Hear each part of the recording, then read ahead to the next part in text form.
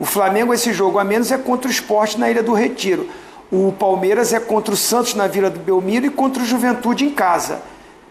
Contra o Juventude, o Palmeiras é bem favorito jogando em casa. O Flamengo é bem favorito contra o Sport, que está nessa luta aí, nesse sufoco, só ganhou 2 jogos. Mas tem que jogar, tem que jogar.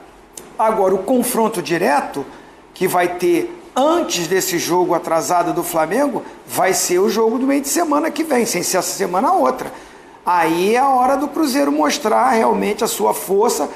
O Campeonato Brasileiro vai proporcionar isso. Normal, o Flamengo jogou na quinta-feira à noite uma partida de Libertadores contra o Estudiantes. Saúl jogou. Saúl, então, sem todos os titulares, um ou outro, estiveram em campo. Claro. Você considera o que aconteceu neste clássico contra o Vasco da Gama um tropeço, meu amigo? Assim, o Flamengo foi superior. O Flamengo criou as melhores oportunidades. O Flamengo teve a bola. O Vasco, assim, lutou muito, foi bravo, foi um time que entende que é inferior ao adversário e vai na base dessa competição, dessa marcação, dessa vontade, dessa raça. Baixou as linhas, né, para tentar encurtar. E tem nesse garoto aí, o Ryan, a sua joia, o jogador que realmente está fazendo a diferença, está sendo...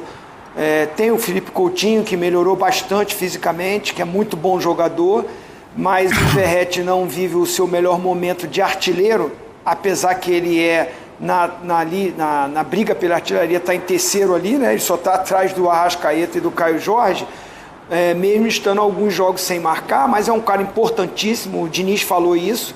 E aí o Ryan faz um gol de Verratti. O Verratti estava até atrás dele, né? Muita gente criticou o Rossi, que o Rossi estava mal posicionado. Eu acho que assim, foi muito mérito do Ryan, né? O gol dele. Mas volto a dizer, o Flamengo poupou não. O Felipe Luiz falou que teve jogadores que não conseguiram se recuperar de quinta-feira para o horário do jogo. Jogaram Rossi, jogou Léo Ortiz, jogou Ayrton Lucas, jogou Saúl e jogou Plata. Foram 5 jogadores que começaram daqueles que jogaram na quinta-feira. Mas o Flamengo, como diz o Pascoal, e é verdade, tem o melhor elenco. O Pascoal diz que é incomparável. Quando eu debato com o Pascoal dessa coisa da palavra incomparável, é que como alguns times marcam bem, competem bem, o Flamengo é melhor, mas não é incomparável, porque o Vasco conseguiu parar. O Vasco conseguiu parar o Flamengo. E aí conseguiu esse empate. Para o Vasco foi uma vitória. Para o Flamengo perdeu 2 pontos, mas eu acho que calculado. E essa bola aí? Certíssimo o Felipe Luiz no que fez. O teu centroavante não teve que ter feito aí? Né? Pega. Eu acho que assim, ele chega, né? Ali, bate na bola, né? Ia pro gol, mas diz que bate primeiro. Teve várias chances. O Flamengo teve várias chances para fazer gols. O Vasco também teve as suas, tá? Teve. Foram muito menos, mas teve. Eu acho que assim, a estratégia do Felipe Luiz, para entregar para os amigos, eu não falo mais, né? Que eu já me alonguei. Eu acho que está correto. O jogo é quinta-feira da classificação. O Flamengo não vai perder a liderança, não vai perder o campeonato porque empatou com o Vasco agora. Porque no primeiro turno também empatou com o Vasco. E o Flamengo é líder até agora, mesmo tendo empatado o jogo no primeiro turno. Eu acho que o segundo tempo do Flamengo só deu o Flamengo, né? O Flamengo empacotou o Vasco. O Matheus, que foi jogador do Flamengo, deu um chute de fora da área. Foi talvez a jogada mais perigosa, que o Rossi fez uma boa defesa. Cantinho ali. Eu acho que foi o melhor momento do Vasco no segundo tempo. O Vasco cuidou muito da marcação na etapa complementar. Aí quando entra o debochado, a coisa muda completamente, né? O time ganha outro corpo. Aí começa a entrar o pelotão de elite. Samuel Lino, debochado, aí Pedro, e aí o Luiz entra lá do outro lado, tira o Plata, né? E aí a gente vai. Com esses caras entrando em campo, a coisa muda de figura. Olha, sempre o que você está falando, ó, antes deles entrarem, 5 finalizações, depois 9. No alvo, o time finalizou até mais antes deles entrarem, mas foi muito mais tempo. Grandes chances, aí é uma goleada. É 7-1 para o time com Arrascaeta e Pedro. E ações na área rival também a maioria depois da entrada da dupla, 15-12. Então, aí você vê como esses caras entram em campo, como é que a coisa muda de figura completamente, né? E aí teve algumas finalizações assim, o Luiz Araújo pegou uma bola na entrada lá, dava para ter rolado, estava livre o Samuel Lino entrando, ele deu uma raquetada, botou a bola lá no placar eletrônico, entendeu? Tem umas coisas assim que passa do nível razoável por ser o Flamengo incomparável. O resultado é melhor para o Vasco, porque reanima o time do Vasco, bota o Vasco querendo se distanciar dessa zona do rebaixamento, que é uma zona muito perigosa, melhor para o Vasco, do que o torcedor do Flamengo saiu meio que assim, meio que olhando meio de esgueio, porque achou que dava para fazer mais. Foi uma semana desconfortável para o Flamengo, né? O Flamengo fez uma grande partida na quinta-feira, um primeiro tempo, como você diz, de manual. Poderia ter resolvido a parada e toma aquele gol indigesto no fim. Bom, primeiro lance do jogo, seu gol, 15 segundos. Deixa a eliminatória aberta para se resolver em Buenos Aires, onde é sempre um lugar difícil. E o clássico contra o Vasco joga mais do Vasco. Em La Plata o jogo. Hã? Deve ser em La Plata o jogo. La Plata, exatamente, na Argentina. E a partida contra o Vasco, o clássico contra o Vasco, o time é melhor no segundo tempo, bem melhor, mas não sai com os 3 pontos. Não conseguiu. Eu disse aqui a semana passada, e eu não sei se o Zinho concordou comigo ou não, mas eu coloco novamente, o Flamengo precisa melhorar no nível da pontaria. O Pedro não perde. O Pedro teve 3 oportunidades. Aquela última não é razoável o Pedro perder. O Pedro não perde esse tipo. Aí entra um pouco de desconcentração, um pouco de final do jogo, um pouco que entrou... Afobação.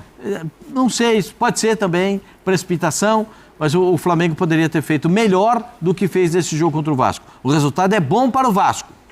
Mas para o Flamengo o torcedor sai com um olhar meio assim, achando que poderia ter feito melhor. Nós vamos ouvir o Felipe Luiz e depois o Zé Elias a respeito do que disse o Felipe Luiz. Pode rodar. Tivemos chances claríssimas para fazer o segundo gol. Eles tiveram, como você falou, algumas chances, nenhuma claríssima. E acabou que é um empate num clássico. Como nós não contávamos, queríamos vencer o jogo, mas temos que ter calma, existe um longo caminho pela frente, é um resultado absolutamente que nos deixa triste, mas é um resultado absolutamente normal quando você vem de uma sequência, principalmente menos de 3 dias para recuperar do jogo da quinta-feira, 9h30 da noite. Zé, alguma contestação em relação à escalação do Felipe? Não, acho que não. Acho que ele está no direito dele, ele fez o que é o certo, e mesmo assim você vê, mudou o time para mim foi melhor do que o Vasco. O Vasco, ele falou, o Vasco teve eu acho que o Vasco teve chances claras, 2, que foram as 2 cabeçadas, uma que o Rossi pegou, a outra que saiu o gol, depois teve um chute no segundo tempo. O Rossi bobeou no gol para você? Então, o Felipe na entrevista ele explica, né? Ele pede para o Rossi se posicionar já pronto para sair, né? Para aquilo para arriscar, para sair, para tentar pegar a bola para sair em velocidade. Errou, eu acho que perdeu um pouco o tempo, mas a batida também da bola pode ter, ele fez a leitura errada, e aí aconteceu o gol do Flamengo. Eu acho que está tudo dentro do pacote daquilo que pode acontecer, ó.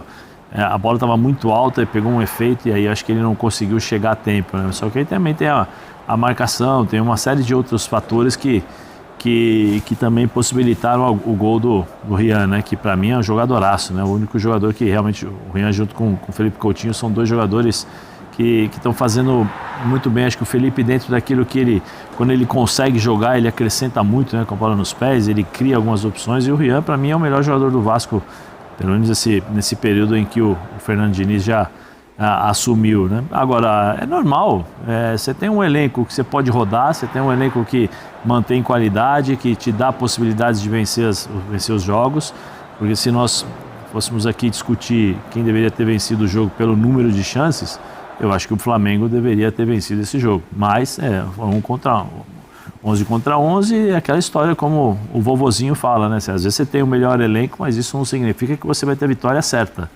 né? Que você vai ganhar sempre. E o Vasco no segundo tempo, especialmente no segundo tempo, se defendeu muito bem, o Fernando armou, né? O Diniz conseguiu arrumar bem esse posicionamento, e aí jogou pelo um contra-ataque, por um erro da equipe do Flamengo, mas o Flamengo no segundo tempo centraliza o Alan, libera todo mundo. Praticamente o Emerson Royal estava jogando de ponta direita. O Saúl chutando bola na trave, o Pedro errando duas oportunidades praticamente na pequena área ali, que uma era para bater com a perna esquerda. Mas eu acho que o Felipe fez o correto. O Felipe tem algo que nós não temos aqui, que são os números, a realidade dos seus atletas, o que as estatísticas, né? O trabalho do departamento médico tem lá, os fisiologistas, para poder escalar o time. E o Flamengo, para mim, jogou bem ontem, não jogou mal, não. Você queria falar alguma coisa, Pastor? Teve um lance de bola na mão, né? Da defesa do Vasco ali.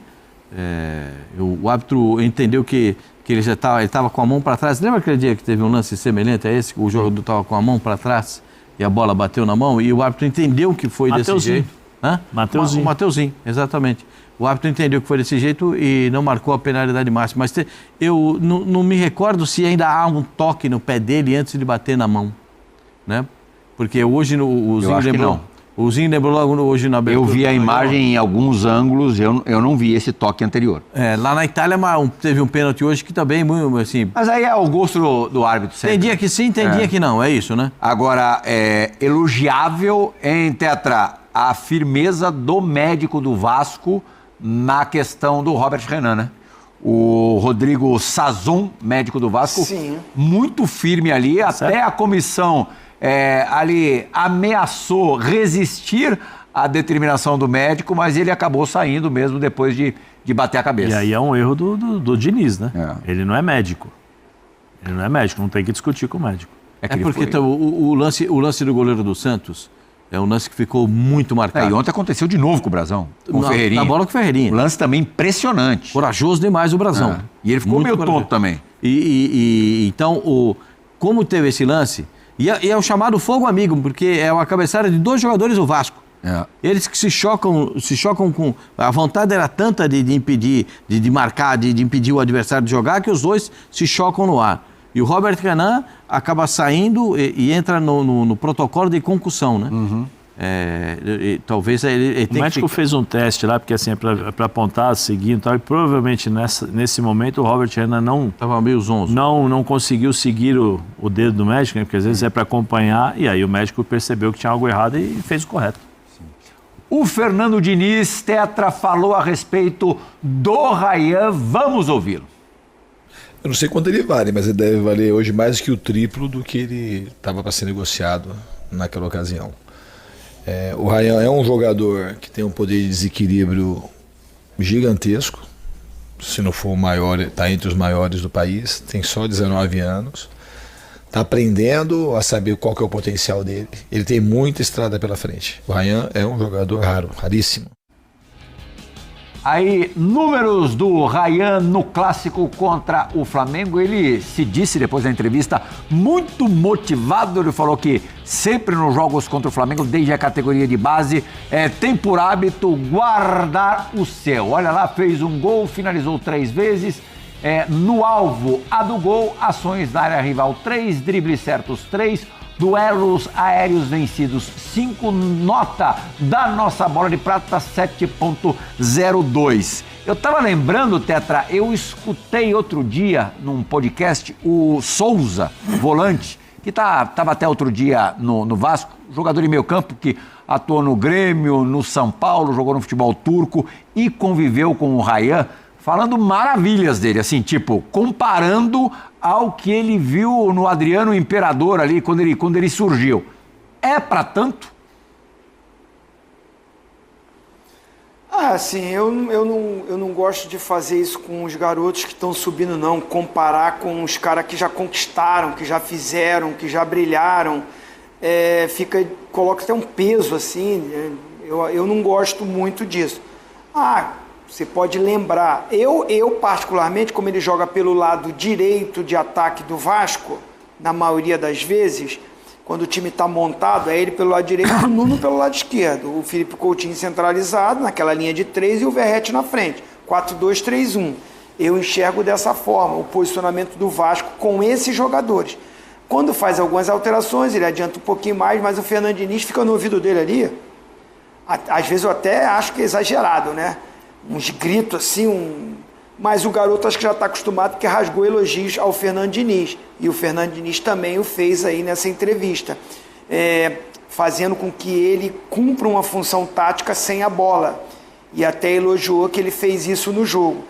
Eu acho que o potencial dele, do arranque, quando ele está no 1 contra 1, que ele dá o tapa na frente, dificilmente ele perde.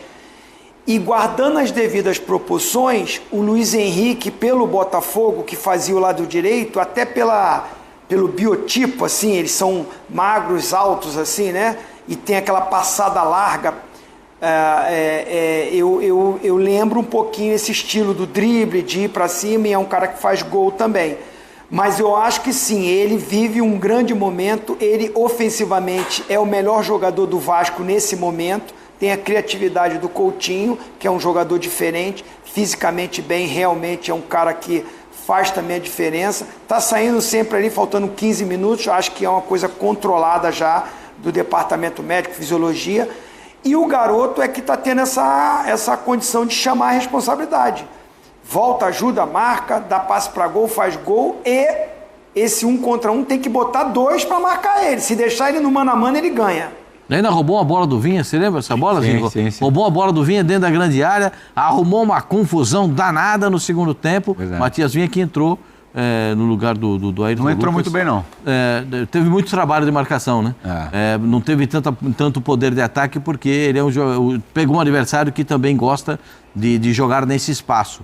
O Ryan é muito bom jogador. É muito forte. O Ramon Menezes esteve aqui no Bola da Vez, também não faz muito tempo, e dirigiu o Ryan. Acho que no Vasco ele não chega a pegar o Ryan, mas na seleção de base também falou super bem, assim. Aí o garoto perdeu um pouco desse espaço, a chance diminui porque o rendimento dos outros está num estágio maior. Você vê que o Michael nunca mais jogou. Sim. Agora quem entrou nesse jogo foi o Cebolinha, que jogou uma parte do tempo, depois Samuel Lino entra. É um elenco muito farto, tem muitas opções, fica difícil para você lançar a molecada, para você dar tantas oportunidades. O garoto se envolveu em algumas polêmicas, né, contra os adversários, tem muita personalidade. De repente o Felipe Luiz dá uma segurada mesmo, até para acalmar ele ali, para conversar mais, para lapidar nos treinamentos. Mas eu acho que é um jogador que tem um futuro pela frente, vai ter as suas oportunidades, tem talento, precisa ser moldado e é o que o Felipe Luiz está fazendo.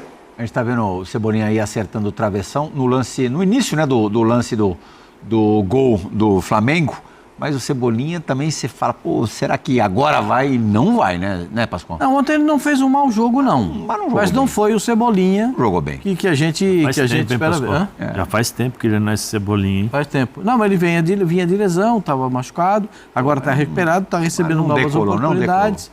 E o Samuel Lino também entra na etapa complementar, com muita força física, mas ele também não consegue, não tem muita força com o PH. O PH jogou bem o lateral direito jogou bem. O Samuel Lino só foi contratado, assim, mas porque o Cebolinha não rendeu. Nesses anos todos ele não conseguiu. Se o Cebolinha tivesse arrebentando, não existia motivo. Ele só rendeu no período do Tite. Se você lembrar, o Tite conseguiu recuperar. Sim, entendi. Mas próximo àquilo que a gente esperava dele, por aquilo que ele vinha fazendo, que ele fez no Grêmio. Depois não conseguiu jogar. Tipo Lino até agora. Não tem. Eu confesso que eu sou obrigado a reconhecer que vocês têm razão a respeito disso. Mas eu não dispensaria, não. Eu acho que é um jogador que ainda pode jogar. Tem ontem na transmissão, pessoal falando do interesse, da possibilidade dele voltar ao Grêmio na temporada de 2026, né? Onde ele jogou o melhor futebol da carreira, né? Eu ainda manteria, porque a gente sabe que a gente não vai cobrar de quem não pode dar. O Cebolinha pode dar, gente. É uma questão também de sequência de jogo. O melhor ganhar jogador maior do Brasil na Copa América de 2019 e a última vencida pela seleção brasileira. No Brasil. Copa América aqui no Brasil, ele arrebentou. Foi muito bem. Ali foi o auge da carreira dele. Felipe Coutinho, naqueles tempos, também servia à seleção brasileira. Na Copa de 2018, ele era possivelmente o segundo principal nome do Brasil. Mais de 2018 para 25. Lá se vão 7 anos. Será que a gente ainda deve pensar no Coutinho para a seleção brasileira? Para Fernando Diniz.